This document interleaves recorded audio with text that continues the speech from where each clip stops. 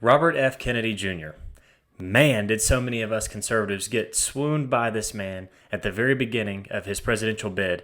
And even before, so many of us were sold on the idea of having someone come in and challenge the establishment, challenge the vaccine narrative, and push back against this authoritarian regime that we've been facing for the last couple of decades as far as healthcare is concerned. Well, what do you know? Surprise, surprise, pandering to his base and taking abhorrent, horrible stances on the most controversial topics, that being abortion, genital mutilation, and puberty blockers, gender-affirming care, so to speak, for children. The state coming in, the state having no rights, as a matter of fact. You'll see in the videos that are about to play, the state not having the right. The federal government will dictate it should be woman's body, her choice. It's not about the child that's alive inside of her. And then additionally, claiming that red states are where you are more likely to get murdered. There are so many troubling stances he's taken, and so many people got the wool pulled over their eyes because they heard someone with the Kennedy last name talking about vaccines, and it has gone on for far too long. We need to expose the real stances of Robert F. Kennedy Jr., as Donald Trump so eloquently stated on Truth Social a couple months ago, and he continues to reiterate it, that Robert F. Kennedy Jr. is worse for the country than Joe Biden.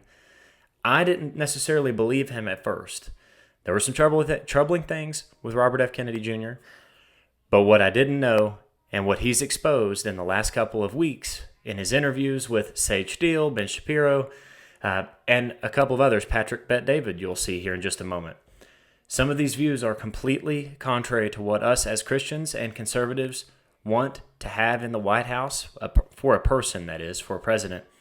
And they can't go unnoticed. We need to point them out. We need to have as much information as possible prior to the election, and that is why I made this video. So enjoy. Post a comment or reply. Repost. So many people have no idea what he really stands for. And it pains me to make this video because The Real Anthony Fauci was one of the best books I've ever read. So enjoy. Let me know what you think.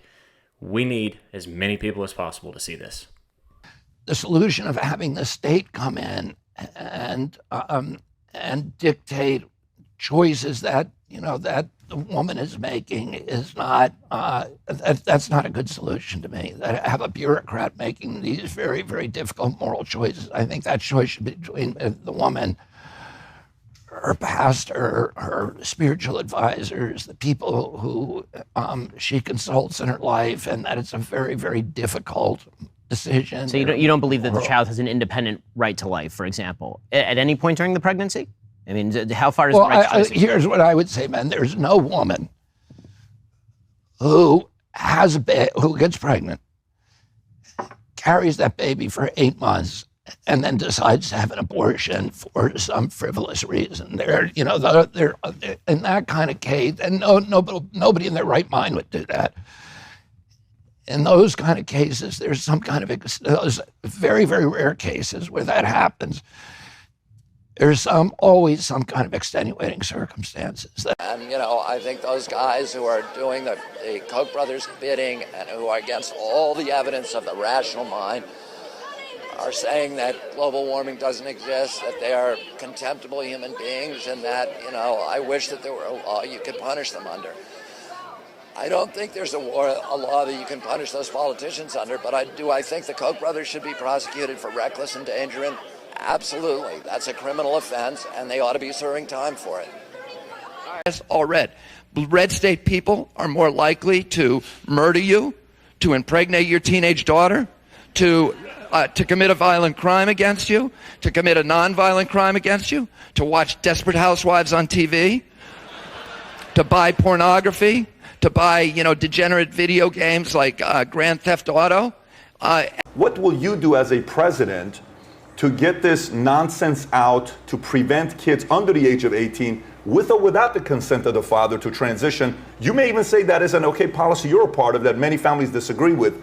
One, what's your position on this, and what will you do as a president? I mean, my position is that people should not be able to have access to those procedures, that minors shouldn't, without parental permission. And, I don't know enough about it, Patrick, to say that it should be completely illegal for Under all 18? No. Yeah, I just don't know enough. What I'm going to tell you, well, because I don't know. But Robert, I mean, I don't. You know what? I don't know enough. There may be some rare cases where it saves somebody's life. I don't know that.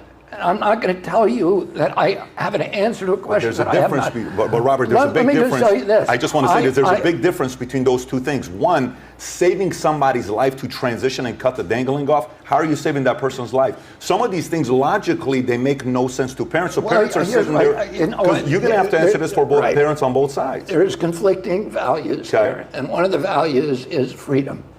To do what you want with your own body and have the government tell you you can or you can't do that. Who is protecting kids under the age of 18, though? That's the other, right? And that's why I say nobody can do it without their parents' permission. That's solid. And then I have to look at the drugs, the safety of the drugs, whether there's permanent damage from I just don't know.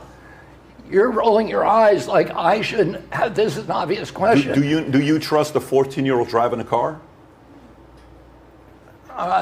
Without a driver's license? Well, do you trust a 13-year-old voting? What if a parent consents for the 13-year-old to vote? Should we be okay with that? Because the parent said it's okay. Should we trust the parent that? 13-year-old to vote. I get that, but why should it be legal for somebody at 13 with parent consent to transition?